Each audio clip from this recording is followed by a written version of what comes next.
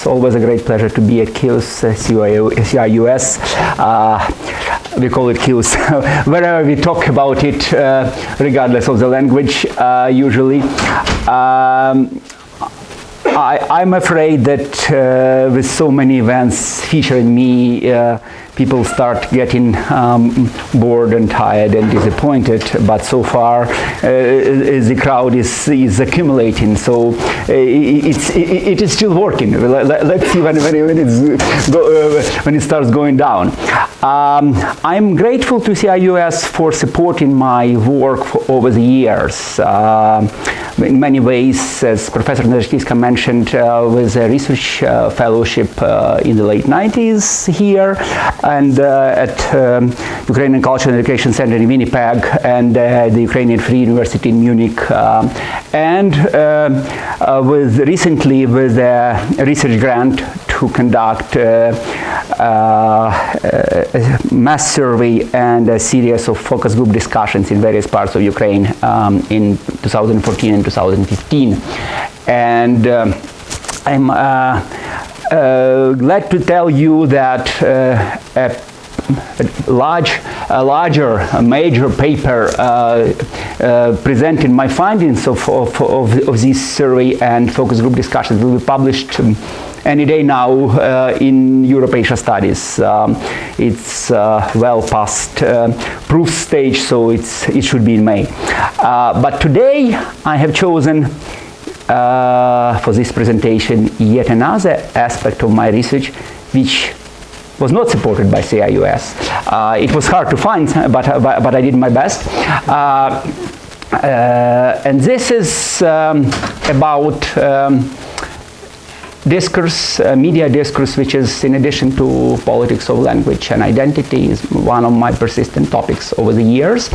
And I will move from my earlier preoccupation with discourse of traditional media and language ideologies in this old media, so to say, print media and broadcasting media, to new media as they are known, and to the newest of media possible, to social networks. Yeah, and so I will start with discussing language ideologies as a concept, then the role of media in reproducing and implanting, instilling language ideologies, and then we'll move to social networks to focus on their characteristic features, their difference from the old media.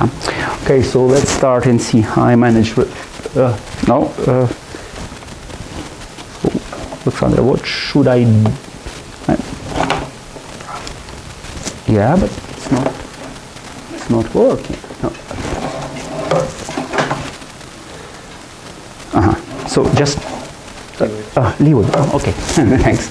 So language ideologies are part of ideologies in a general sense, broad sense, not necessarily coherent sets of beliefs, not necessarily those held by prominent thinkers, not necessarily those explicitly stated, not necessarily those consciously held. On the contrary, including those which are not quite coherent, like dispersed and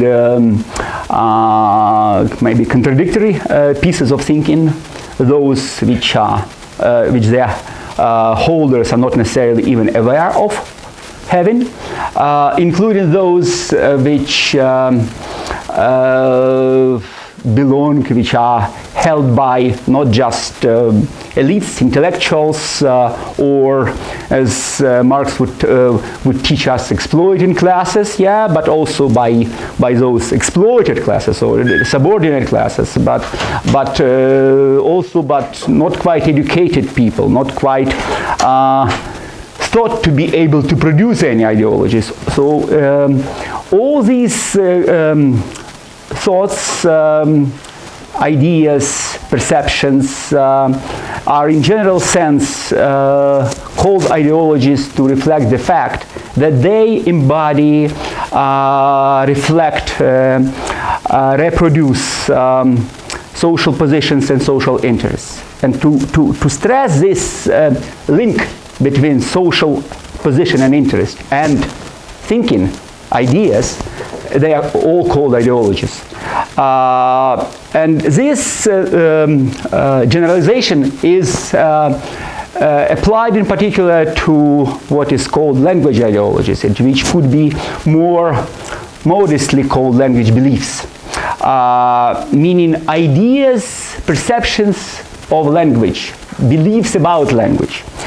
When we call language, we mean its nature, what is language, what it is about, its structure, how it works, what it consists of, and its use, how it is used.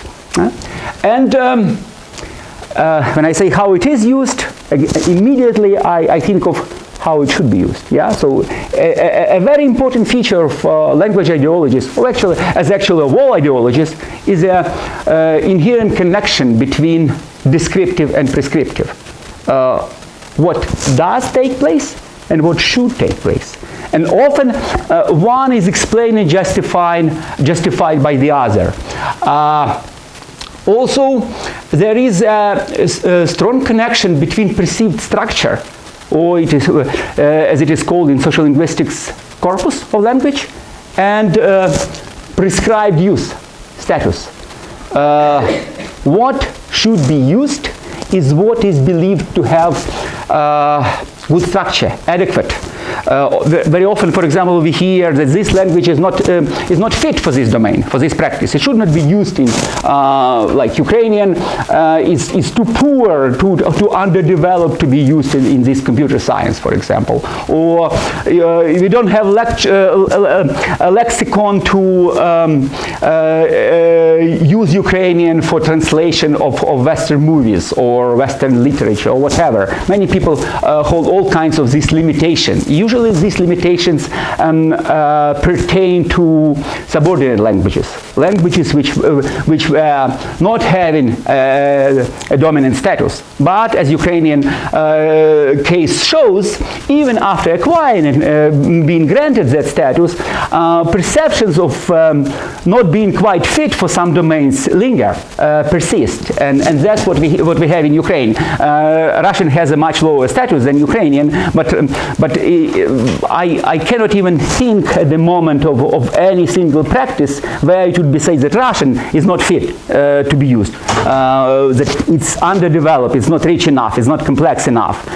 For Ukrainian, many people would have these ideas, and at most Ukrainian speakers are now aspire to being recognized on a par with Russian, to be as rich, as complex, as developed, as worthy of being used. Of course, some people would say Russian is not fit, Russian is corrupt or whatever, Russian is just an enemy language, but that's another story. It's not about complexity or level of development.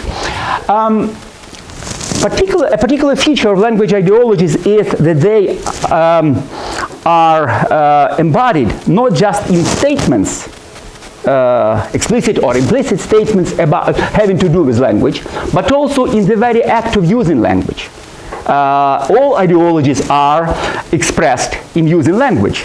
If we mean language broadly, maybe we should include visuals and sounds without words, but mostly, of course, verbal discourse. With regard to language ideology, it is that not just we use words to express our beliefs about something, but we use language to express our beliefs about language, to demonstrate, to manifest, not necessarily explain, not necessarily explicitly state, but by the very fact of choosing this language or some register of language, we manifest our beliefs of appropriateness, for example, of language for this particular practice, or our relation to this language. This is our language. That's why I'm using this language, because this is my language, or because this is not my language, but because I consider it appropriate for this particular practice. Like now, I'm speaking English. Okay, so I suggested, offered couple, maybe 10 years ago, something self-made typology of language ideologies, which also is related to kind of has parallels with typologies proposed by other scholars. For example, in parentheses, I present terms used by a well-known linguistic anthropologist, Keith Woolard. First is what I called ideology of identification, and what is Woolard called ideology of authenticity. This ideology, this belief, prescribes a correspondence, one-to-one correspondence between language and nation. So each nation has its language, and each language belongs to the nation, and there is no mixture, no contradiction here. Language is valued as a treasure by the nation. Language is to be preserved. Language is to be taken care of and cared about. And that's what we very often see in Ukraine with regard to Ukrainian, which is perceived to be the national language. And I will show you a lot of examples of that in social networks. Another ideology is very different. Ideology of understanding, or as we would call it, ideology of anonymity, so meaning it doesn't matter who, matters what and to whom. If it will be understood. So language as just a conduit, language as a means of expressing something, just kind of a container. Which has something in, meaning ideas, meaning thoughts, yeah, which is not valuable in itself, and that's why it doesn't really matter what language I value, where I come from. I use the language which works best in a given situation. English then English, Russian then Russian, and Swahili then Swahili, if needed. If there is no common language for all participants, or kind of the best understood, then we use translation into whatever language can best express our ideas and can be best understood. And a third ideology, which is somehow in between these two, I call ideology of purity, and it is often called ideology of correctness. Language is not just any means of expression. It should be good, adequate way of expression. And in the contemporary world, for centuries now, such languages are what we call standard languages, or what linguistic anthropologists often called labeled languages, to distinguish language with names, like Ukrainian or English, to distinguish them from those which are not even recognized as languages, which are called mixtures, jargons, dialects, whatever. Yeah, linguistic anthropology and study of language ideology always emphasize kind of artificial nature of this division. And of course, everybody knows this famous joke about language being a dialect with the army and navy, yeah. And just yesterday or the other day, I read on Facebook kind of a reference to this joke, and then thank you, Ukrainian army, for giving us the reason to recognize our language as the language, yeah, rather than a dialect. Now with a stronger army, we have more reasons to be recognized like that. Of course, it's just a joke, because Ukrainian was recognized as a language well before Ukrainians had the army, yeah. But unequal valuing of languages and dialects, or what is called pure language corresponding to some standard, a language found in violation of the standard, is very, very common, and it is to be found even in social networks, even though, as I will show you, to a much lesser extent. dialects and mixtures and wordplay, creativity with regard to a mixture of codes is accepted and used much wider on social networks than in traditional media or in education, for example, in other discourses. Okay. Language, ideologies, and the media. Here is a slide I just copy-pasted from one of my older presentations. I just added the word old. It was called Language, Ideologies in the Media. Now, the media is relegated to the old media, to something which existed before the era of Facebook, as I called it. Yeah. So. Three major aspects of embodiment of language ideologies in media discourse. First, the presentation of language-related issues. There is something. A politician made a statement about what language should be used. A new law was adopted, or a new regulation was adopted having to do with language, and so on and so forth. The journalist presents policies and stated beliefs of some other actors, politicians, artists, NGO activists, and so on. In doing so, of course, the journalists can present their own views. And if they don't do, they manifest their beliefs that there is no need to do so. It's just common sense. And this way they project some idea of what common sense is, what it includes. The second aspect is presentations of actors' language use. Either by just recording them and then or like streaming them and letting the audience to just hear and what and how they say. Or recording and transcribing and maybe correcting in accordance with this ideology of purity. So the audience is presented this piece of speech, of language, and in this way is allowed to evaluate, perceive and possibly evaluate the choice of a language or variety, dialect, a mixture, whatever it is, used as a standard language, and the quality. If we are talking about standard languages, correspondence with the prescribed standard of language. In this case, it is possible that the journalists evaluate explicitly the qualities. They say, such a beautiful language, or such an inadequate language, so the quality was low, or referring somebody in the audience left at hearing this particular word or expression or something. So in this way, they can draw attention to the fact of perceived inadequacy of this language, or on the contrary, to adequacy, beauty, efficiency, whatever.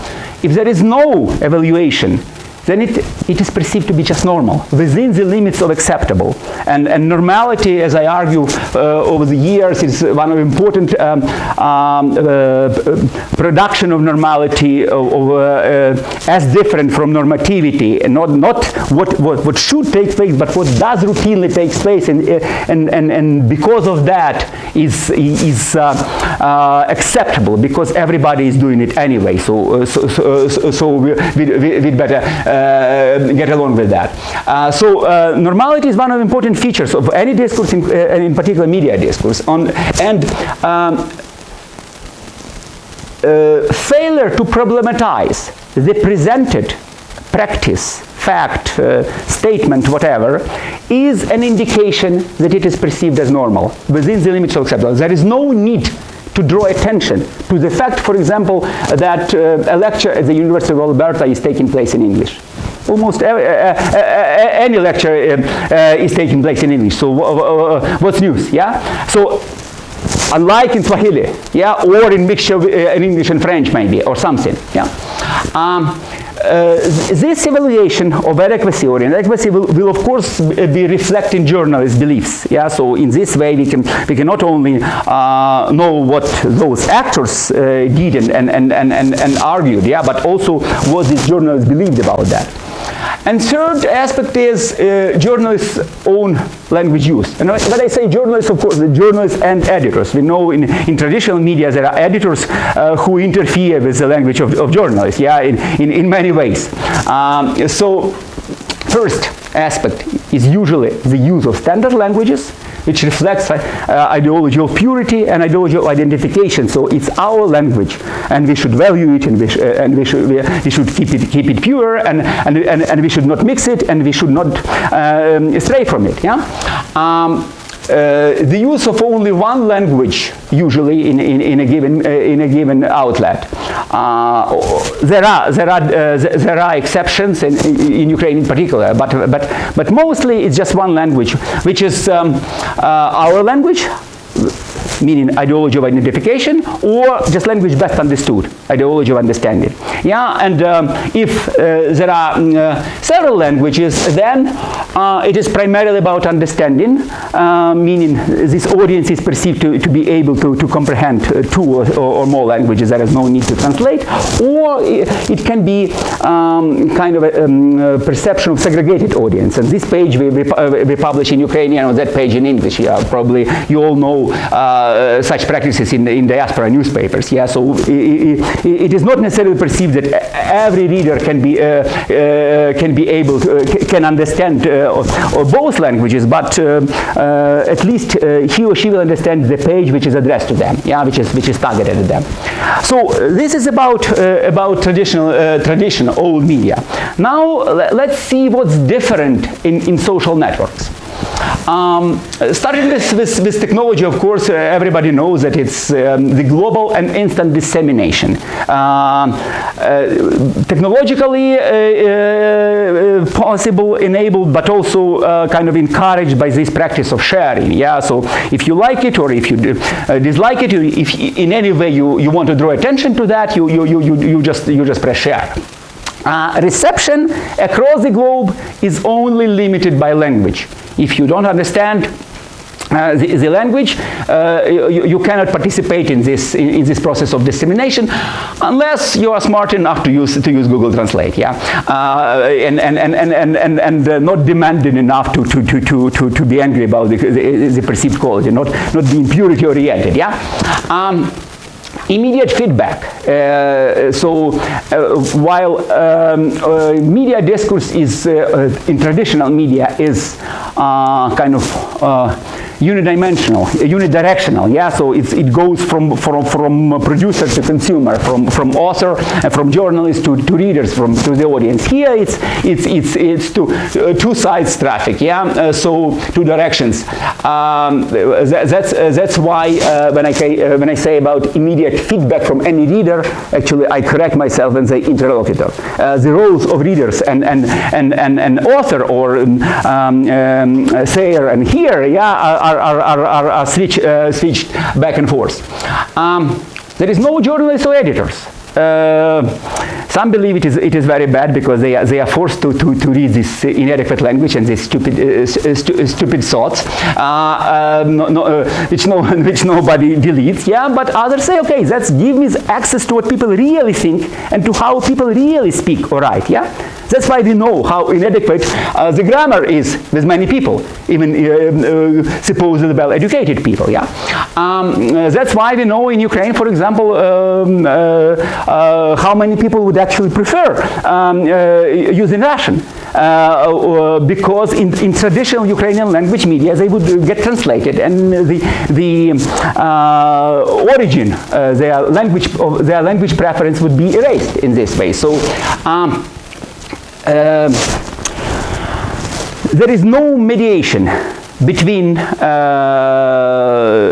users' thoughts and language practice and their audiences, except when the audiences, the readers, other users get these messages not directly but via others sharing those messages. Then some users are serving as mediators for others. Yeah, so and this gives also the power to users to present and modify the message. In my courses of media discourse, I call it reframing. We know that one of the important functions of media of media is framing events in a particular way. Yeah, we present these events as something, as an instance of corruption, or the instance of inadequate work, or instance of violation, or adherence to a standard, or whatever.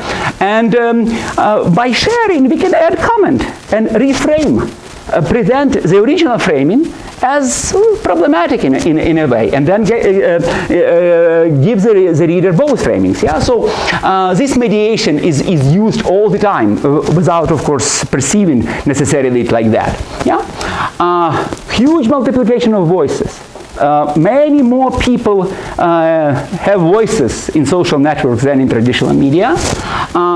That's why many more positions are represented there, and many more languages, varieties. Yeah, so in social networks, you are very unlikely to be limited to just one language or one language register.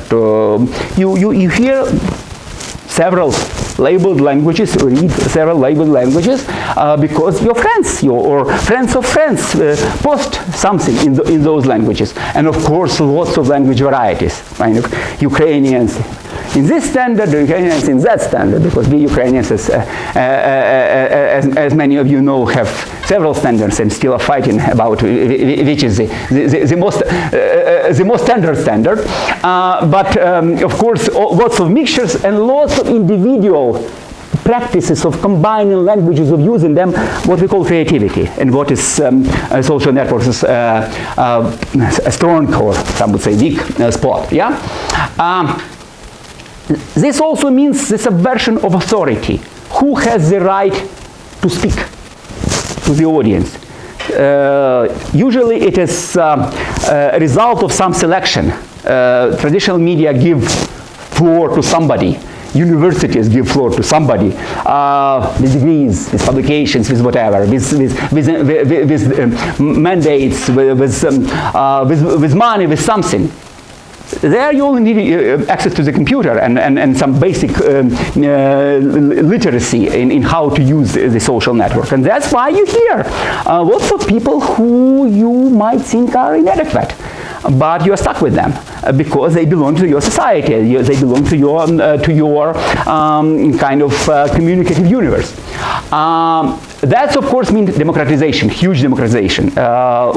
Many more people have a say, many more people express their position, many more people challenge the statements by established experts.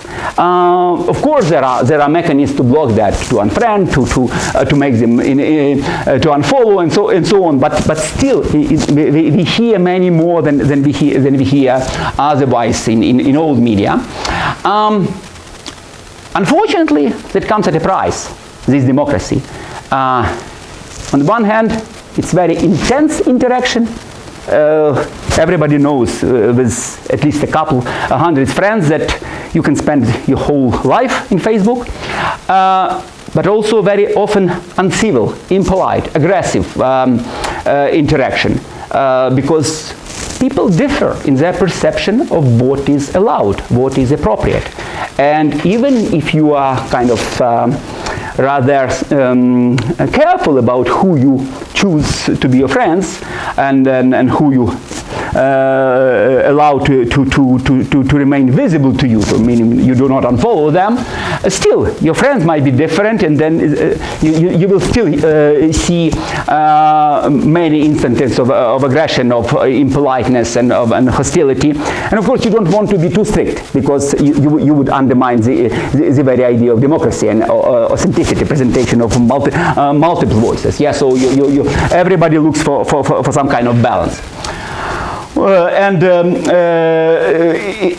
Ideally, for democracy, for exchange of views, we would want everybody to comment on just the substance But of course, many people are not limited by this preference, by this kind of imperative. They also comment on the personality. They also comment on the language their interlocutor uses. They also comment on purpose. In Ukraine, for example, one of the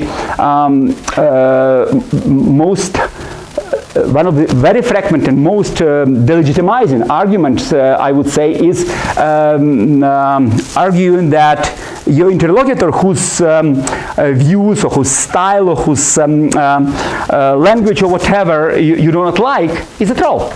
Is not a real person, but somebody who is just paid to present hostile arguments and to spoil the civilized discussion which would supposedly be possible without that person. Yeah, and of course, accusing somebody of being a troll is a way of ultimate way of delegitimizing, unless that person might be rather hard to eliminate, to extinguish, so to say, because there are all kind of technical devices and they actually paid to remain there. So they register lots of accounts and so on. Okay. So let's start with examples. I apologize for not translating all of this, but I decided it would be inappropriate, because to make you read both the original and the translation would take too much time. To assume that nobody reads Ukrainian or Russian here would be inadequate. So I will present main arguments, main key pieces, so key phrases, words, whatever, which I consider important here in all parts. In all quotes I will show, but of course lots of you will be able to read the whole text on your own. So I provide in each case the date of the post. That happens to be yesterday. I was looking for examples, and I was like jumping with joy that it's a very good example which shows whatever I want to tell you, and it's good to start with. And also I'm to give you an idea of a response, of a reception. I indicate the number of likes, shares, and comments. And comments always come with plus, because Facebook only counts main comments and not comments to comments. So there are more. Yeah. Okay. So this is and of course I do not provide any names. Yeah. So some of you might find something which you already read, and that's why you can identify the name, but that's not me. Okay, so it's in Russian, as you see. It's a general statement on language matters. A person just decided to state what he thinks about how languages should be used in Ukraine. No particular reason. Maybe he has a discussion with somebody. Maybe he just came across a new thought or a new way to formulate it, whatever. But just he presents. So that's happening very often on Facebook. I find a statement kind of unprovoked. There was no anniversary or law adopted or statement by some politicians or whatever. Just somebody decides to make me happy with his or her statement on language matters. Of course, I am always happy because that enriches my collection. For others, I don't know. So, two parts embodying completely different ideologies of language. First, about ideology outside of the state domain in private life, and second, about communication of the state. With completely different prescribed, strongly, explicitly prescribed practices, and very strong arguments why it should be so and not the other way around. Okay, about language problem in Ukraine, as I see it, or rather, as I don't see it, I don't see any language problem. That's again a very frequent argument in Ukraine. There is no language problem. Those who argue otherwise either trolls or want to sow a kind of seeds of quarrel in Ukrainian society, or they, of course, can be stupid and so on. So every person in Ukraine can speak whatever language. absolutely whatever language, in any place of Ukraine. Yeah? Whether you are understood or not, that's a problem of yours and those people who you are addressing, yeah? Your interlocutors. That's one argument. Clear ideology of understanding. There is no other considerations to be taken into account. Yeah? No identity which should be also expressed. No consideration of purity. Any language, as long as it's a standard language. Maybe he implies this, but at least it's not stated, and it's hard to see any strong evidence of this implication of purity. Yeah? Just understanding. But the second paragraph starts. The state language in Ukraine is only Ukrainian. That's why any communication, with very few exceptions, in Ukraine is with whatever has can be called state. Is only to be in Ukrainian, yeah, and then he lists state court, state education, many things. I just deleted that because it would be not possible to squeeze it in one screen, even with this small font. Then he says, if you are a foreigner, there is an established way to deal with the Ukrainian state. He doesn't specify. But if you have a Ukrainian passport and are unable to understand what is said in these forms you are sometimes required to fill out, then you are a moron. And you should be communicating not with the state but with the physicians, yeah, with the doctors. That's a good illustration of how categorical, imperative, impolite, not having any ambiguous, not having any second thoughts, yeah, but in a way also contradictory. So something is prescribed to this domain, something is prescribed to that domain. The division between domains is the author's own. No understanding that other people might see this division differently. No readiness to compromise. I'm telling you this, and if you don't understand that, you are a moron. That's it. That's how Facebook often operates. People are making very strong statements, and then of course some say yes, agree, and others say no, and others may say you are a moron yourself. Yeah, and that's where the fun begins. Yeah. An important thing here is failure to recognize any connection between these two domains.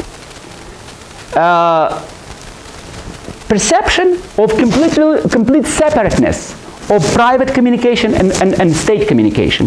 Failure to recognize, for example, that to be able to communicate with the state in the state language, you should acquire proficiency, and proficiency often comes from private communication, from family, from friends. Yeah. So understanding that there are habits, there are abilities, proficiencies, there are preferences which are based on practice is not here at all. It's ideal in this domain, in this realm. It's whatever you want. And you can negotiate with your interlocutors. Here it's only the state language. Then again, why the state language should be Ukrainian only? Why not both, for example? The question is not recognized as a legitimate one. Yeah, there are some strict, almost rules of nature prescribing that it's only Ukrainian. That's it. Let's see what happens with how the readers respond to that. First, comments on argument, yeah? So 20 plus. Most of comments were on the argument, not on the language. I completely support this. My native language is Russian, but I studied in Ukrainian, and I am happy for that. Now I work in English and German, but nevertheless, only Ukrainian should be the state language of Ukraine. So complete support of this division between language of private or work communication and the symbolic formal statuses of languages. Yeah. Next one says that he used to be supporters of two-state languages, but that was before the first mine came. No, not, is it mine in English? Mina? Yeah? Yes. Yeah, landmine, yeah. First landmine flew from Mordor, which Ukrainians nowadays call in Russia very often, to Ukrainian land. Yeah. Now I can even switch to Latin alphabet, if only to ensure that Moscovites will not call me a brother. Yeah, and so on. I'm a Russian by origin, citizen of Ukraine, but Moscovite is not a brother to me. An important feature here is a switch from Russian to Ukrainian. The first comment was in Russian fully, as was the original post. Yeah. Here, the commentator perceives it inadequate to continue in the language he is expressing his strongly negative belief about. Yeah, not so much about the language, but about the people. But somehow he feels that language is related to people. And if I so strongly detest the Muscovites, maybe I shouldn't be using their language. At least in this very act, I will demonstrate my rejection of that language, so I will switch to Ukrainian. Yeah, but that's an exception here. Most people still had no problems, no qualms using Russian in describing their preference for Ukrainian. So that's again a very characteristic feature of Ukrainian Facebook. And then in the parentheses you see the number of likes to each comments. Yet another comment. So I just show three which are presenting different opinions or different features. This person wants to add Crimean Tatar language. So he believes that after the liberation of Crimea, after Crimea will return to Ukraine, Crimean Tatar language should have a status equal to Ukrainian. Yeah, and he is immediately rebuffed by saying, no, this is a discrimination. Crimean Tatar Ukrainians would have their language recognized as a state language, and Russian Ukrainians would not. Russian-speaking Ukrainians would not. That would be a discrimination. So let's not provoke the contestation or whatever. Let's not make a flame. Yeah. This is three different arguments, mostly polite, civilized, mostly supportive with some modification. And in one case we see that the perceived need to match the argument with the language. Yeah. Okay, now comments on language. Starts with comments on substance. How can one live in Ukraine and do not know the native language? Mind the notion of native language. Ukrainian as native language to anybody, regardless of what language they actually speak or the language they are born into, yeah, raised into. And those others, yeah, let them learn the language or go away to the country whose language they understand. Again, a relation. Whose language? Russian is the language of Russia, said in Russian. Yeah, see no problems. And here immediately a critical comment. Yeah, strong and loud, but you are writing your comment in Russian. And then immediately another rebuttal, pointing to a mistake, misspelling in one word in Russian. So that's again a very common feature. If somebody is insisting on the use of this particular language, then they are required explicitly to use it very correctly.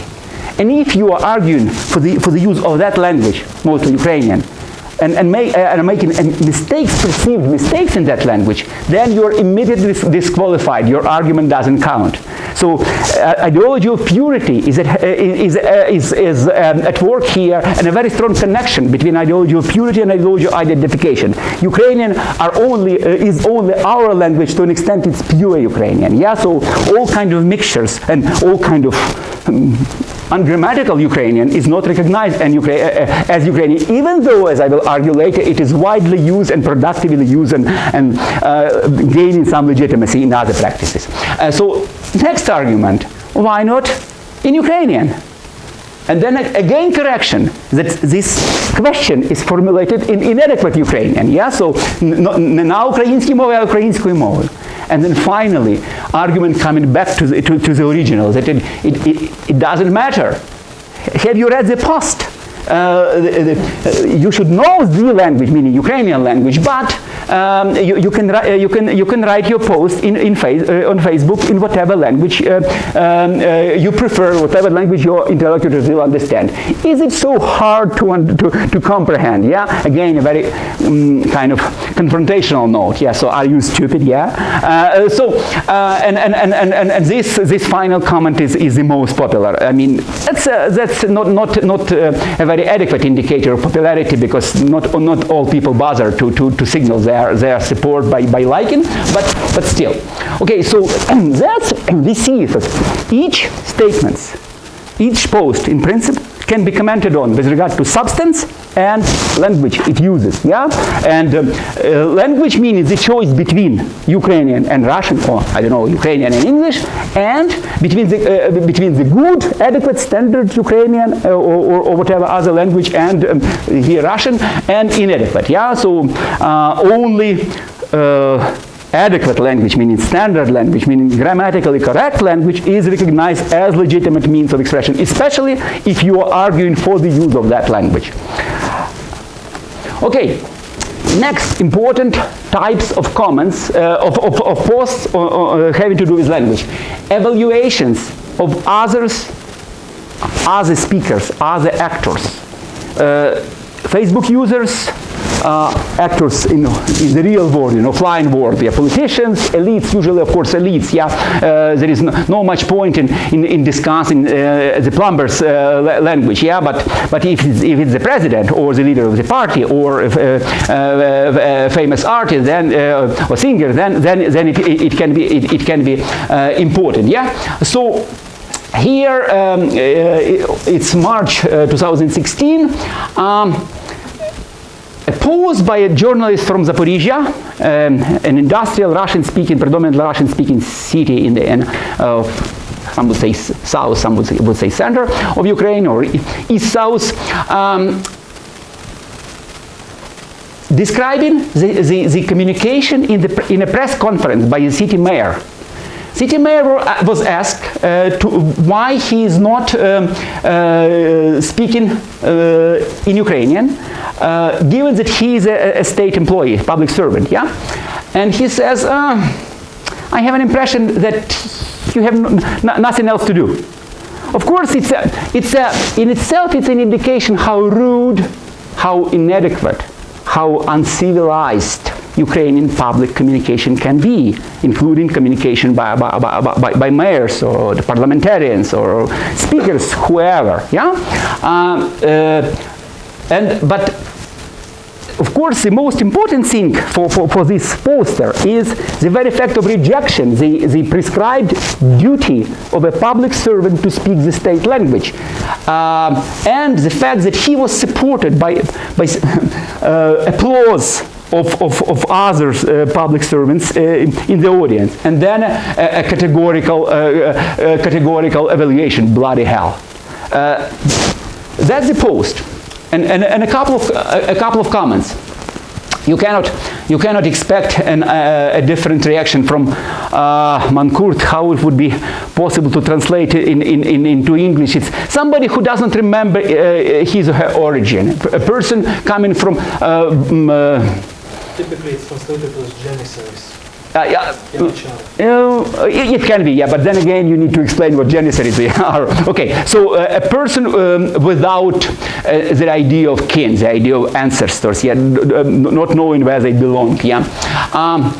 That's one question. It's his kind of personality. He's in a way Soviet internationalist, who were taught not to remember about their origin, but just know the language of the party and the supposed social progress.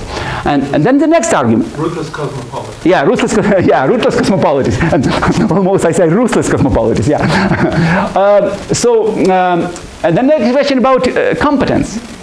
Can he speak Ukrainian at all? This is a question. Maybe he should be offered help in learning Ukrainian. And then the response, no, he can speak it very well in our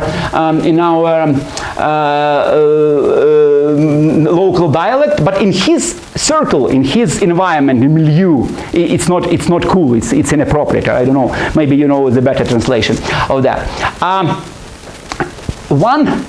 Only one in that long stream of comments, only one argument contrary to this pathos of condemnation that in Russian.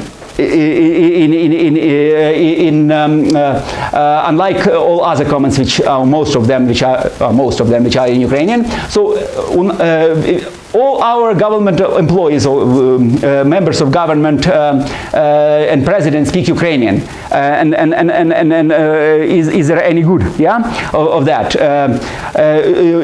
You should better criticize or condemn them according to their real actions. And rather than language, yeah, this language argument is not recognized as a legitimate one, and that was exceptional argument in this discussion, given that this circle is disposed to think that language is important, and of course, all discussions we look at are taking place within what one scholar called filtering bubbles. Usually you are limited to your friends and friends of friends who can see you. And maybe there is a chance that somebody else would see it, but slim chance actually. And whatever you can see comes from your friends or friends of friends who responded somehow, shared or liked or commented on. Yeah. So otherwise it remains invisible. So you are insulated from huge parts of that Facebook communication because you only exist in this part. And if you have this strict policy of making people friends, accepting them and sending friend requests, then you are really living a comfortable life of not knowing what's happening out there.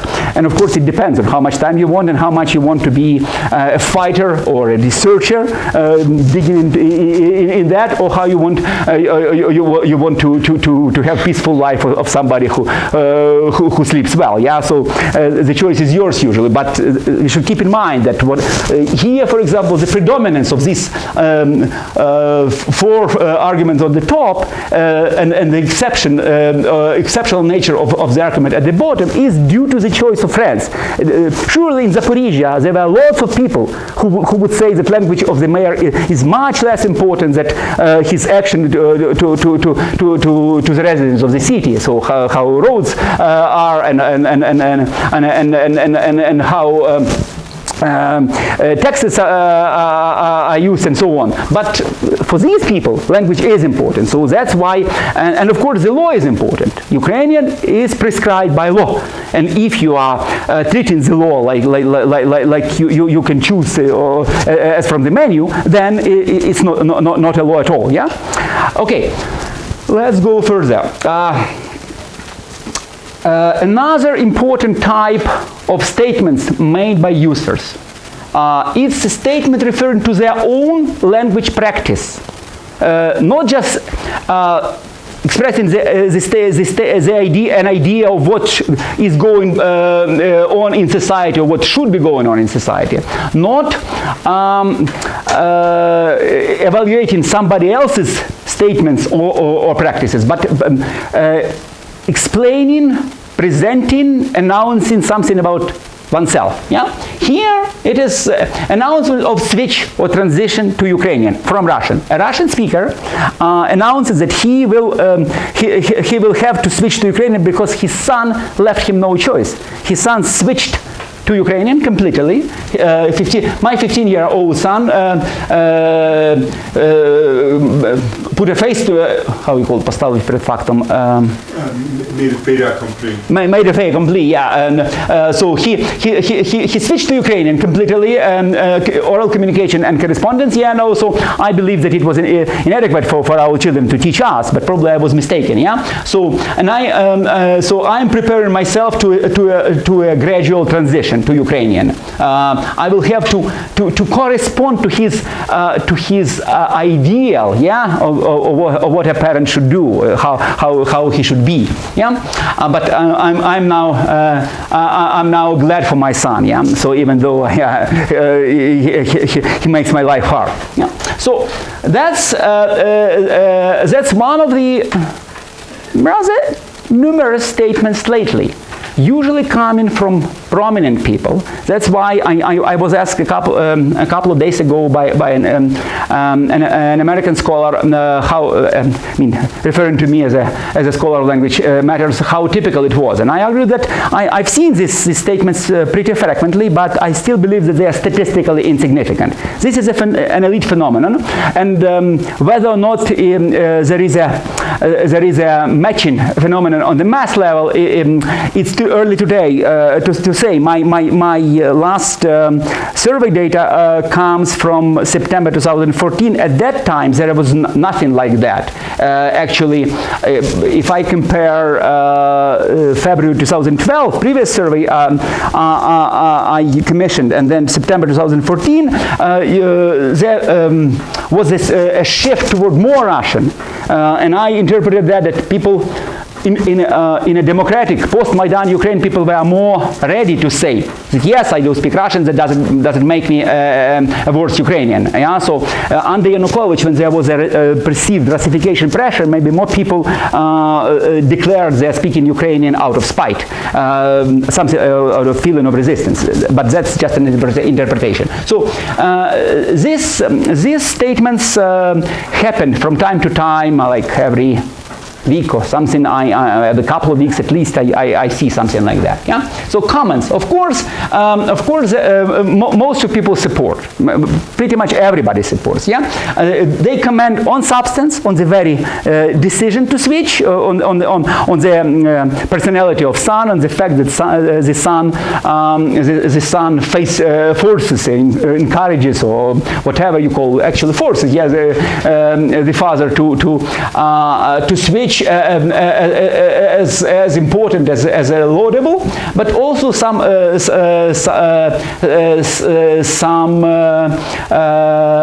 inquire about language. So, okay, you announce that you will be switching when, yeah. So and then in this way they force him to use some Ukrainian ahead of time. Yeah. First he says next month, but then he says dobre, meaning switches to Ukrainian already, and there are maybe half dozen instances where he uses short phrases. But starting with the substance, one comment is pushing him further, much further than he's ready to go, saying that it is good that you are that your son is forcing you, pressuring you to abandon the language of aggressor. Yeah, and this is a very confrontational notion in Ukraine. Whether or not Russian is the aggressor's language, Russia is aggressor, but Russian does it belong to Russia only? Some people believe yes. Some people believe this language also belongs to a huge group of Russian-speaking Ukrainians, and who are not to blame, who are patriots and all that. Yeah. So and another argument is that there is no need to artificially inflame language question, language issue at the level of everyday communication. Yeah. So children of Russian-speaking patriots will be raised or are already raised Ukrainian-speaking. So, of course, in my view, it's wishful thinking. With some people, yes. With some people, no. And then, of course, there is a huge difference between valorization of Ukrainian as symbolic as symbolically important national language and readiness to use it on the everyday basis. So in some situation, yes, I will say Slava Ukraini or Heroi ne vmирають or whatever, these symbolically expected ritual phrases, but it doesn't mean that I will watch TV or use it on the internet or talk in the street and so on. And so, of course, there is a lot of wishful thinking there, which is, of course, a way to explain why I'm not switching immediately. And, of course, we know why people are not switching immediately. First, it's hard, much harder than they even change attitudes towards the state, yeah? Many people change attitudes toward Russia very sharply, very abruptly, but that doesn't mean that they are ready to switch to Ukrainian so smoothly, because that requires proficiency, but it's also a habit. That's also a kind of reference points, which are, for many of them, are all in the Russian culture and so on. But this commentator presents it as a good way to allow our children to do what we cannot do ourselves. And that's, of course, a very typical belief which existed in Ukraine, in post-Soviet Ukraine, well before Facebook, and which is still there. We are already old, or we are very accustomed to Russian. We cannot do that ourselves, but our children will know Ukrainian well and will speak it wherever is needed, or will switch to it completely. Not going to happen, if you ask me. 25 years shows that it's not happening unless there is some a cataclysm or some pressure. A cataclysm was there in 2014, a war, and if that cataclysm did not pressure them, did not push them to switch en masse, yeah, that's not going to happen. But of course, it doesn't mean that some gradual transitions will not be taking place, but they are not statistically important, I believe. Okay, unlike the first case, yeah, so a person announcing why he will switch to Ukrainian, here a person says, why I'm not going to switch to Ukrainian. Later he changed his mind, he actually switched to Ukrainian in most of his posts, but now he says, no, you have no right to pressure me to switch to Russian on Facebook. And here a very typical argument that first, combining language matter and ethnic matter, criticizing those who demand the use of Russian of being also xenophobic and anti-Semitic and so on, as if these were necessarily the same people, which is not the case, and also the argument that you should go to the front line of war in the Donbass and then ask those people why they're speaking Russian. And that's, of course, for many people, it's a speculation. You know, it's an unacceptable kind of use of others' sacrifice, of others' deaths, heroism, as a pretext to behave in a comfortable way here in a peaceful life. But that's very, very typical argument. Many people use it. Another example is that after heated discussions, after criticism, after substantive argument, some people actually change their mind. And this author says that I was mistaken. That's why I've decided I will use Ukrainian sometimes for my Facebook posts. Yeah. So because I did not pay attention to the fact that information space is very much Russian language. I felt comfortable in Russian language information space, and that's why I didn't pay attention to how little Ukrainian there is there. And so, in recognition of that, that's an important step forward. Unfortunately, not very widespread. An understanding of a connection between our practice, for example, as media consumers, and the societal processes. By preferring Russian as individuals, yeah, as watching TV, buying books, doing search on the internet, we contribute to language dynamics which continues to marginalize Ukrainian. And that's what very Russian speakers fail to understand and kind of vehemently refuse to understand and recognize. And this is one evidence of understanding that. But still accompanied by a caveat that still we don't have to argue with one another, to quarrel with one another, but we have to pressure the cabinet of ministers to promote Ukrainian and to ensure the implementation of the law. These are visual presentation of this ideology. First, a criticism of that to the left of that argument that those fighting in the Donbass, those Russian speakers fighting in the Donbass make it unacceptable to criticize the use of Russian. Yeah. So this is actually a remake of a picture which was made in 2012 during the time of this language law, Kivalov-Kolesnichenko law, as some of you know. Then it was said that shift, give space, girl, you are pressuring me, ты меня притесняешь, yeah? You are discriminating me, and of course it was obvious that it's the other way around. But now she is called vyshyvatnitsa, this pejorative term to supporters of Ukrainian, but which is made of the word vatniki, yeah. So meaning those who sow discord in society on the basis of language are no better than those who support Putin, who support Russia's aggression. That's the origin of that word. Get out of here! You are offending the Russian speakers' heroes of the war. Yeah. So that's a way to present this argument as illegitimate. And this one is a famous Habsburg prince who incidentally was called Vyshyvany, who is a hero of character in Timothy Snyder's book Red Prince, yeah, who learned some Ukrainian. God knows what kind of Ukrainian that was and how it would stand the test of purity and authenticity or whatever. Actually, it was the Galician-like language of 100 years ago, but he didn't consider it not cool to speak Ukrainian. How dare you, yeah, living in Ukraine.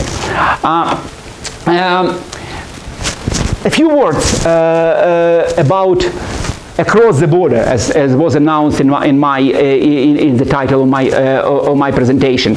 Everything else was so far was about within Ukraine, within the borders of Ukraine, communication between Ukrainian speakers, Russian speakers, and bilinguals within Ukraine. Now, how Ukrainians interact online on Facebook with people across the border. And an important factor here is, of course, Russia's information war against Ukraine. The first post is in Russian, by Ukrainian pro-Ukrainian activist from Odessa, calling people to be attentive, to remember that Russian trolls are at work, and if they send you friend request, sometimes in Ukrainian, be very careful. Look at what they post. Look at what arguments they present. In this way, reference to Ukrainian as a way to ensure you that we are okay, that we are not anti-Ukrainian, is implicitly signaled as a marker of correspondence between Ukrainian language and Ukrainian state. Yeah, or Ukrainian nation rather. That implicitly there is no argument why Ukrainian language is matter, but the fact that these trolls sometimes send you requests in Ukrainian language means that regardless of the fact that they are trolls, they know that you would treat them better if they use Ukrainian language. And why would that be? Because Ukrainian nation equals Ukrainian language, or Ukrainian patriotism at least equals Ukrainian language.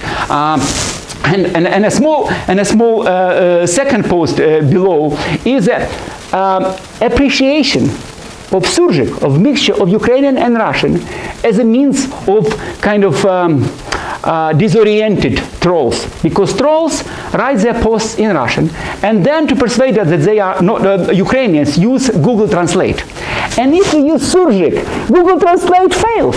And that's why it is important to not to criticize surjik, but to value surjik.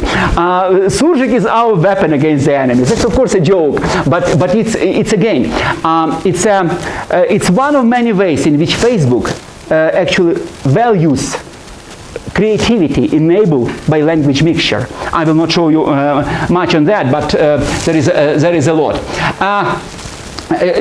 Finally, two examples of interactions with Russian or alleged Russians.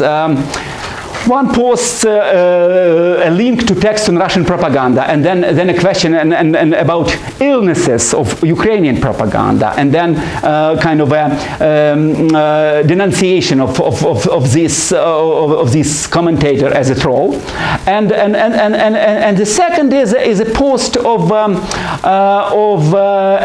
prominent Russian user, democratic, anti-Putin, who just mentioned the fact that in Ukraine, wherever, I don't know in what network or whatever, they decided to replace Russian channels with erotic channels from the Netherlands. Yeah, and it is why not? It is more pleasant and more useful and more informative. Yeah, and what is important? The responses, all responses in Russian positive, because again the bubble, it's an prominent opposition blogger. Yeah, so the bubble is very anti-Putin. They all support that. They all criticize that real porno is what you see on Russian TV, including Putin. And that's okay. Yeah, but one comment I am presenting here is the mixture of two languages. First language in Russian, second in Ukrainian, meaning that person is ready to use Ukrainian as supposedly understood by all this audience, even though it's not necessarily the case, but she doesn't consider that's unacceptable. Okay, so that's transactional communication, but it's obvious. It's about, I use my own example, my announcement of a previous lecture and responses in various languages, in Russian and English and Ukrainian. In addition to this confrontational interactions, there is a lot of pragmatically oriented multilingual interaction of Ukrainians or also other people who happen to know Ukrainian across the border. Here, I was in Canada, one was in the US, somebody was in Ukraine, of course, and since people realize that there is no many commentators actually without Ukrainian background, they understood that it's mostly among themselves, among ourselves, so to say, and they started using Ukrainian. So that's happening all the time. So we should be, just one example, we should not be kind of naive or insensitive enough to reduce all communication to confrontation. Of course, a lot of communication is not confrontational. A lot of communication happens effectively, productively in using languages and in switching and mixing, and it achieves its goal. So it works. We should pay attention to that as well. To conclude, now I will say what practice manifests what ideology. Yeah, so kind of classifying, coming back to that typology I used at the beginning. First, we have multilingualism, use of Ukrainian, Russian, and other languages. For example, most often English, but sometimes also others, especially if there is a link to something. Yeah. German, Polish, whatever.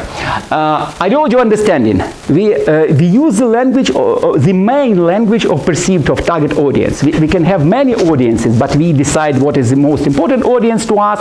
For example, when I announced my talk in Edmonton in English, I decided that probably mistakenly, that the most important language, the most important audience to me is English language audience.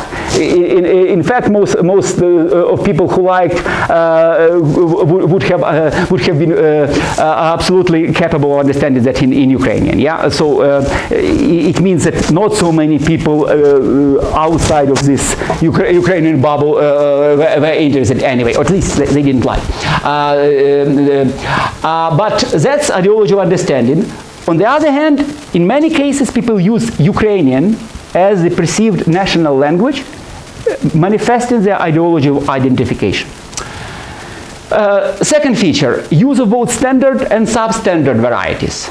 So the frequent use of both code switching and code mixing. So people can write one sentence, as in the last slide, one sentence in Ukrainian, one sentence in Russian, but also in many cases mixing words or mixing letters. So the transcription or transliteration of Russian, for example, in Ukrainian or the other way around is very often. It's one important means of creativity, but also it can be a means of othering. Using Russian with Ukrainian letters can be a way of distancing from Russians. So presenting some words and implicitly the whole language as somehow inadequate or somehow unacceptable. Yeah, so that can be also an important ideological means of othering. Generally, all languages used are received as normal, are not challenged. The fact that I use Ukrainian or Russian or English, very, very rarely somebody asks why English, for example. What's the point? Are you showing off or something? Yeah, or why Russian? So in most cases, people just accept as a fait accompli that it's okay to use whatever language you are most comfortable with, or whatever language you consider appropriate for this particular communication. But there are exceptions. This acceptance of all languages can be either general, so we believe that in all practices all languages are acceptable, or at least for this practice. On Facebook you can speak whatever language you want, as in that first statement we saw. There are exceptions, in particular in many cases rejections of Russian. I remember only one case of rejection of Ukrainian, just one. Usually Ukrainian, one important feature of language ideologies in Ukraine currently is the belief that Ukrainian can be used anywhere. There is no right to challenge the use of Ukrainian in any domain. Unlike Russian, which can be and maybe should be challenged in some domains. Yeah? So rejection of Russian either on the ground of discrepancy between substance and language. So you are so pro-Ukrainian, and that comment. You are so pro-Ukrainian language, why you are writing in Russian. Or discrepancy between persona and language. If you are so famous or active or whatever vehement, vocal Ukrainian patriot, why are you writing in Russian? So maybe for some, vladniki, yeah, that would be okay to use Russian, but not for you or not for you. Yeah? And third, in some kind of official post. If there is an announcement by, but then again, what's official? Yeah, there are authorities, yeah, state bodies, yeah, that's clear. They should be using Ukrainian. But there are, in many cases, corporations or embassies or some initiatives or whatever, who can in principle use whatever language they want. But it is very bad if they only use Russian, or especially if they use Russian and English for communication addressed at Ukrainians only. Then it's even worse. It's kind of an insult to injury, you know, because you understand that in addition to kind of our language, there is their language, international. Yeah, so you use by using English as an international language, you are kind of emphasizing the role of Russian as our language, and then when Russian appears to be the only our language, the language normatively prescribed as accepted to everybody, that provokes angry response from many people. And responses to rejection, yeah, it can be rebuffed as unacceptable infringement on private choice, on the freedom of choice in the private domain, or kind of appreciated as an urge to change. Your criticism urged me to rethink, to pay attention to something which I overlooked, so I'm grateful for you as an occasion, like with that comment on information space. Yeah, and against this background of confrontations, there is a lot of transnational interactions which happen smoothly, but there is one practice where they not happen smoothly when interference of Russian to spoil Ukrainian communication is suspected, is alleged. Yeah. So when somebody is believed to be a troll, when somebody is believed to be intentionally entering this discussion to spoil it, in that case they are met with hostility and may be unfriended, banned, and so on. That should be it. Thank you.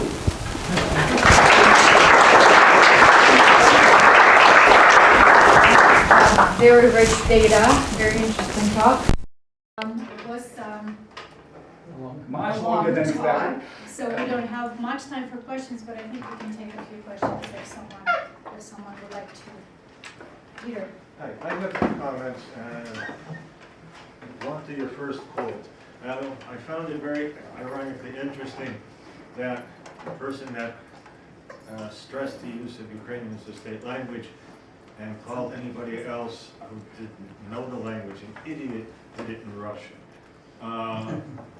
Was that malice aforethought, or was it just the idea that he wanted to reach the Russian speakers? That's my first comment. The second one is your comment on the role of popular media, that is radio, TV, films. It's a burning question, and it has to do with how to promote Ukrainian. The interesting reverse piece of detail I have from a colleague who was not Ukrainian by background, learned Ukrainian, taught in rural districts in Saskatchewan. And he said so long as there was no TV broadcast to those districts out in the farm, Ukrainians survived, because Baba Paraska didn't listen to the radio. But when she saw the television, and it was interesting, and she wanted to know what the heck was going on, she wanted to learn English to understand that. And this, I think, goes directly to the language question in Ukraine. For example, why did Morozov make such a good translation of Harry Potter? I read 5 of the 6 Harry Potters in his translation, and it's a fantastic translation. I can see the English behind it as I read it. And why does he do that? Because his goal is to produce something that is entertaining and will get the generation coming up to say that this is a language that's interesting. That's my 2 comments. Okay, thank you. On the first one, I believe I said a lot when discussing it. I believe that reflects, on the one hand, harshness and kind of an ambiguity of much of Facebook communication. I believe like that, and I'm saying it outright, and I'm not caring about your sensitivities or whatever. On the other hand, this very rigid ideas of how society is made. So language ideologies are related to societal ideologies, social ideologies. Yeah. So how society is structured. So there is division between private communication and state communication, and that's it. There is nothing in between, no interlinks. And I'm using the Russian language for that post because I'm speaking Russian, and I see no problems with that. But I believe that only Ukrainian should be the state language. So that's very, very typical. The second is it's a big question and complex, and I mentioned some of that in my previous lecture on the role of globalization in persistence of Russian, because television is one venue of globalization. How transnational use of language contributes to its to the persistence of transnationally used language in those contexts which otherwise they would be less used. And of course, the popularity of Russian television contributes greatly to its knowledge and use by Ukrainians to intergenerational transmittance and so on. You cannot equally compete if you come from a subordinated, from a formerly subordinated entity with a former imperial power, yeah, and that's why Russian TV is much more affluent, widespread, sophisticated, higher quality, as many people believe, even though quality is a dubious concept, of course, in this matters. So many people speaking Ukrainian prefer to watch in Russian or don't care, and by not caring they contribute to the popularity of Russian. And finally, one remark on these Harry Potter translations. Of course, I was one of many people in Ukraine who consider them fantastic and who were happy to read them and give them to their kids as early as possible and to make them love reading in Ukrainian via that series, even though my kids probably would have loved it anyway, because there were many other books before that. But in focus groups in 2006, I heard lots of, not lots, but several arguments that the quality of that translation was bad, and that's why I or my child or my younger sibling prefers to read it in Russian. Even in Lviv, I heard one argument like that, and it can be unbelievable. But the point is, it was very different from the language they used to read books of such genre before. And that was, of course, one of the major achievements to shift Ukrainian to a domain where it was not used before. But that's an important finding of mine in my other work, that when something is used in a practice where it was not practiced before, it would be rejected on the ground of perceived low quality, precisely because it's strange, it's unfamiliar, and that's why it's so hard to introduce something into a new domain. But I believe with the books we are past that, with the movies we are past that, but there are lots of domains, and most importantly computers, where we have to fight this perception that Ukrainian is less fit for that practice than Russian or English. I know that we have at least 2 more questions, but before we will take questions, I would like to make an announcement about the next lecture, which will be again in this room, sponsored by the Canadian Institute of Ukrainian Studies, by Peter Galadza, Surprises in a 16th Century Ukrainian Wedding Rite, When the Old Becomes Modern. Please take posters on your way back. This will be at 7 o'clock next Thursday, May 19th. And I know that Ivan Kozachenko had a question, Yeah. and then Eva Broda. Thank you. Thank you, Professor Kulyk, for such informative talk. First of all, this classification of ideology as identification and ideologies of purity. But purity and authenticity, they are synonyms. So how you distinguish themselves? And of course, authenticity, it's about being some true Ukrainian, Russian, and so on. So I really see that those 2 points, they really collapse together. Then I find your statement then that there are no editors online or on social media. I find it quite shaky, just because there are, for instance, some posts could be reported for hate language and then accounts blocked. So there is some editing, and especially if we talk about groups, there are group administrators who act as the gatekeepers.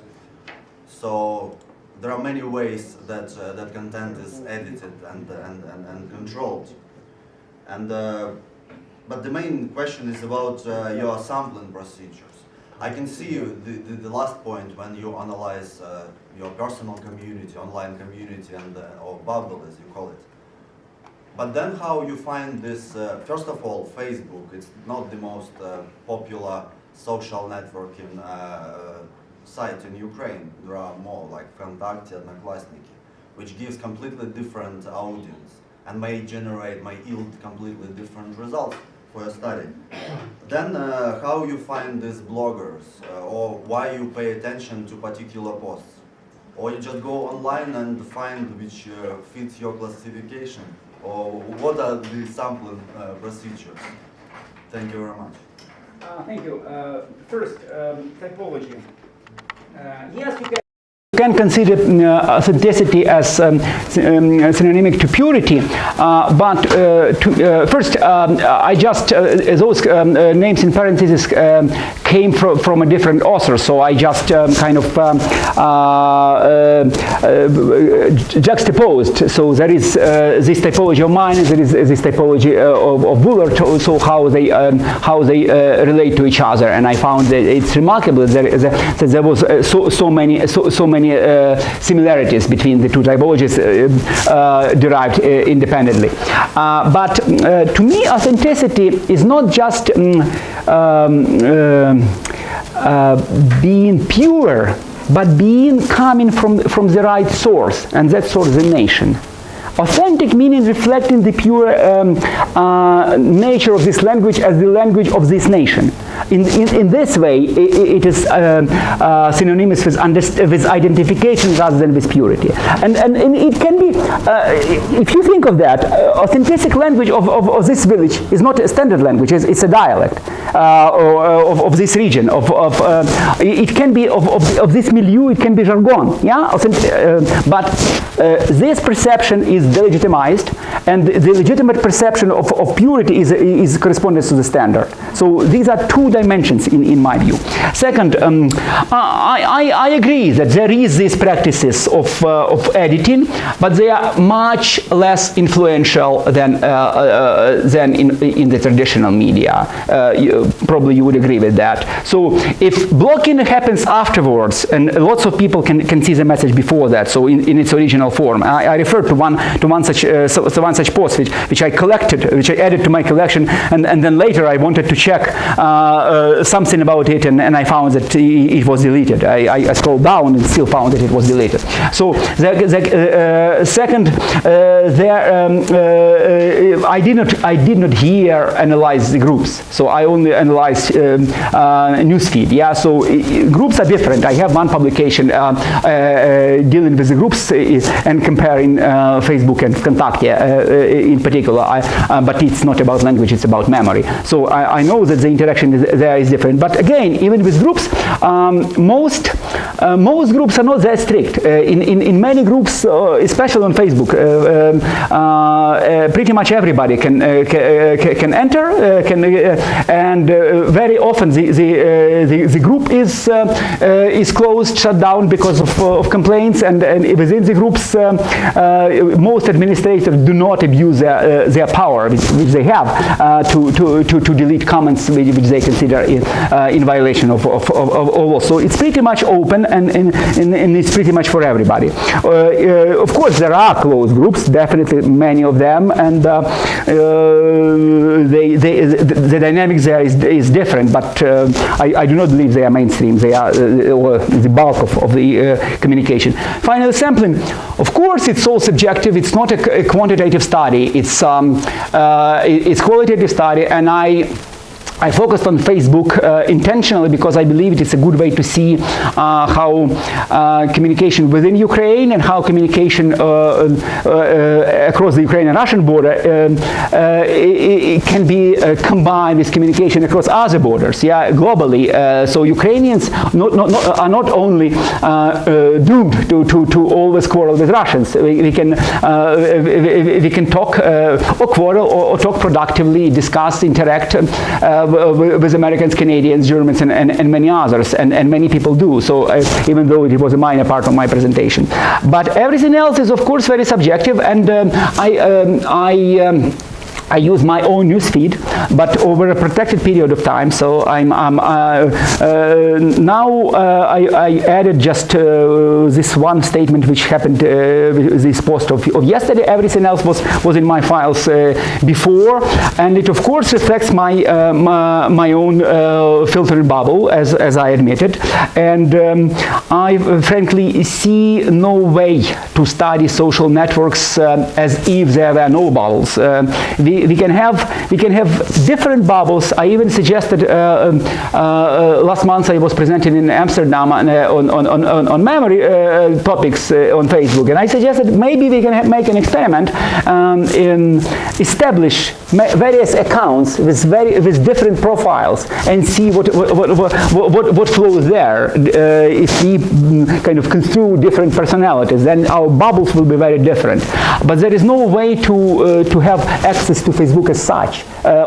Facebook is a universe consisting of different sizes of overlapping bubbles, and I believe you cannot avoid that. Of course, if you analyze groups, if you analyze some communities, some responses to some pages, then you can count, then you can see some sequence or something. In Facebook as a whole, there is no sequence. There is no strict count. There is no proportion or direction. It's so multidimensional that you cannot calculate, and you cannot because you cannot calculate, you can argue anything categorical, but you can typologize. You can find that in this part of Facebook you have access to, these trends prevail. There are these types of arguments. There are these types of practices. I tried one of that, and I still believe it's productive. I still believe it's important addition to what we know about language ideologies, because there are a bit different ways in which they are practiced in this new media than in old media. I would suggest that Igor Brodas would be our last question, but if you have more questions, you're welcome to talk to Volodymyr after his talk. You can invite him for coffee. And you can chat with him. You probably wouldn't mind, right? So our last question. The historical narrative of Russia has been that Ukrainians and Russians are one nation. The Emsky and Valuyev ukases that there was no Ukrainian language. This mentality continues to this day. In fact, Putin has stated this, that Ukrainians and Russians are one nation. And they feed this narrative to the Western world, to the international community. The international community, I would suspect, is aware that of the neglect and disrespect of the Ukrainian language by Ukrainians themselves. There was a study done in the 90s about the prevalence of Russian in embassies in Kyiv, and that more embassies there functioned in Russian and their native language than in their native language in Ukrainian. So if Ukrainians don't respect their own language, they're not really respecting themselves. And if they're not respecting themselves, can they expect the international community to respect them? And if they constantly play into the Russian narrative, can they expect Russia to adopt a different mentality other than Novorossiya and that we're really one nation? Thank you. What can I say? It's one of the language ideologies. Which is present on Facebook, which is present in Ukrainian society, but it's only one of competing ideologies.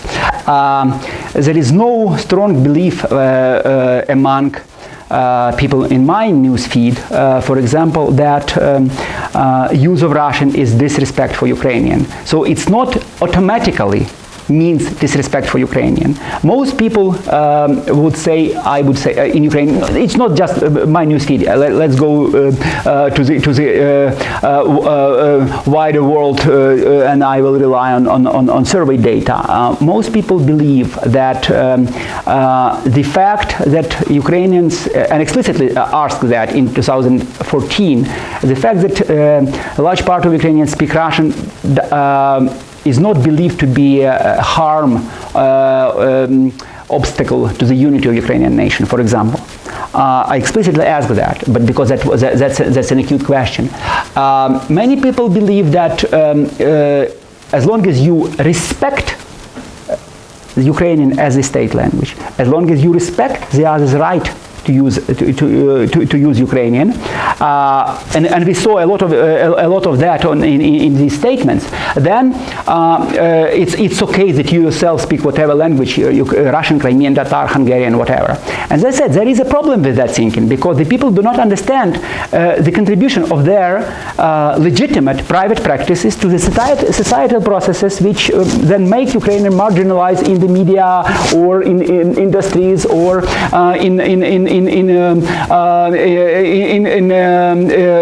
at embassies or someplace else. Yeah, but I would say that after Maidan, after the beginning of Russian aggression, it's definitely illegitimate, unacceptable to publicly disrespect Ukrainian language, and that's a change from the previous 20 years. In many cases, it was possible to disrespect Ukrainian history, Ukrainian symbols, Ukrainian language. Now, if that happens, that's an outcry. That's a scandal. That's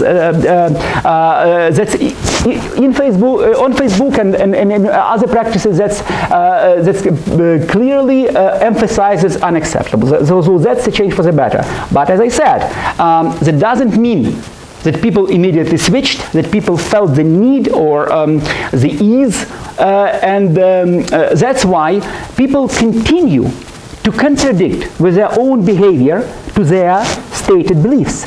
And that doesn't mean necessarily that they are hypocrites. Maybe they do not necessarily realize this contradiction.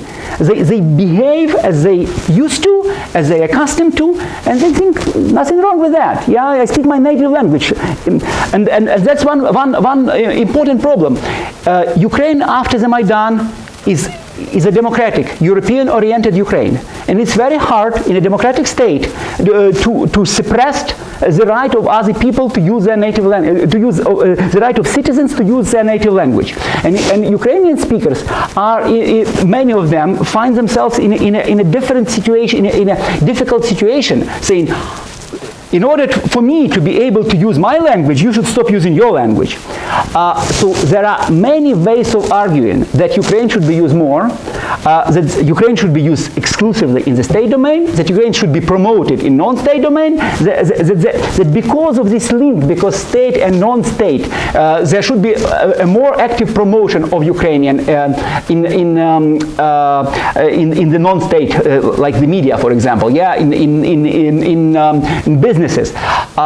But that's not easy, and unfortunately, because of very kind of laissez-faire position of the current regime, Ukrainian is not promoted actively. Ukrainian is symbolically valued, recognized, and glorified, but that doesn't help it much. So it helps to suppress the public expression of beliefs that Ukrainian is not a language, and Ukrainian and Russian are one nation or something. These are no longer legitimate in Ukrainian public discourse. But it doesn't help with active use of Ukrainian and its demarginalization and its equal competition with Russian to begin with, and then maybe prevalence. That's a long process, and the result is not predetermined. That's it's so interesting to study it, and it's not so interesting to leave it. Thank you so much. Thank you. Thank you.